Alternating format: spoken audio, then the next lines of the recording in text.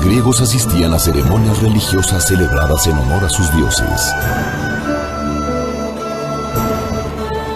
Así lo acostumbraban en las ciudades que había regadas por los valles de la región del Ática. En la antigua Grecia, donde cada una de ellas tenía sus propios dioses, templos, dialecto, mitos y leyendas.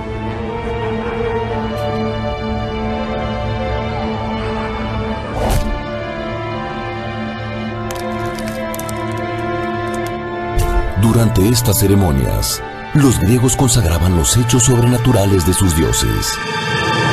Descubrían la vida y obra de sus héroes mitológicos y legendarios.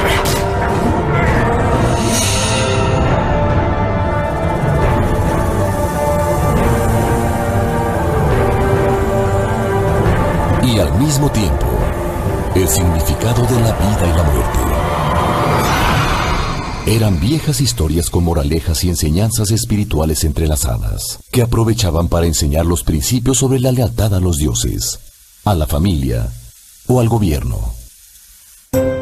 Dionisio era el dios del vino y de la vegetación. Les había enseñado a cultivar la uva y transformarla en vino.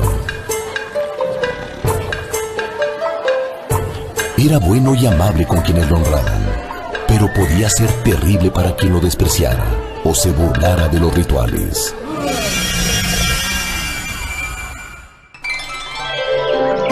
Dionisio moría cada invierno, pero renacía en la primavera. Para sus adeptos, este renacimiento acompañaba tanto la renovación de los frutos de la tierra, como de alguna manera, una posible resurrección. El festival más importante en Atenas era el de las grandes Dionisiacas, que duraba 5 días seguidos y se celebraba cada primavera y cada invierno. Estos rituales se llevaban a cabo antes de que existiera el teatro. En el año 534 antes de nuestra era, Pisístrato era el jefe de gobierno en la ciudad de Atenas. Él buscó la manera de que llegara más gente de los alrededores a celebrar las grandes Dionisiacas.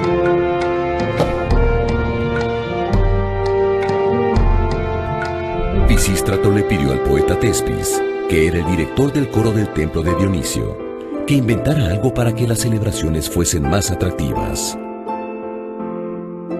Durante los rituales cantaban y bailaban 12 hombres que formaban un coro, y lo hacían con unas máscaras que descubrían todo el rostro, adornadas con cuernos de cabras. Por eso, el público les llamaba tragedias, que viene del griego tragos, que quiere decir cuernos de cabra, y de odas, que quiere decir himnos. Es decir, se referían al coro que cantaba con máscaras y cuernos. A Tespis se le ocurrió salirse del coro y enfrentarlo, para preguntar, por ejemplo, ¿por qué ese año no había llovido lo suficiente? ¿Por qué Dionisio renacía? ¿Por qué habían sufrido tanto las mujeres de Tebas cuando la ciudad fue sitiada? Con esta decisión, Tespis inventó lo que ahora conocemos como teatro. Él fue el primer actor de la historia, que en su época fueron llamados hipócritas, que viene del griego hipo, que quiere decir máscara, y crites, responder, es decir, los que respondían detrás de la máscara.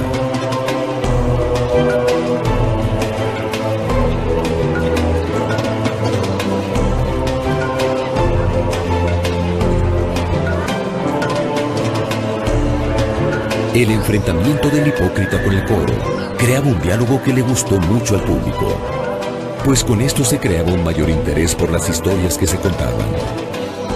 A partir de entonces, se decidió que en cada festival se organizaran concursos entre los poetas para que escribieran sus historias y las pusieran en escena. Así nació la tragedia griega. Tespis tuvo mucho éxito. Los vecinos de Atenas llegaban en la primavera y el invierno para ver las obras de teatro que se presentaban en las grandes Dionisiacas. También llegaban los poetas de todos lados con sus obras recién escritas, listas para concursar. Tragedia viene de tragos, que quiere decir cuernos de cabra, y odas, que significa cantos o himnos. Se llamaron tragedias porque así se disfrazaban los que formaban el coro para cantar y bailar frente al público. Las primeras tragedias consistían en los cantos de este coro, que representaban muchas veces al pueblo, a los consejeros o a las mujeres de alguna ciudad arrasada, como Tebas y Troya.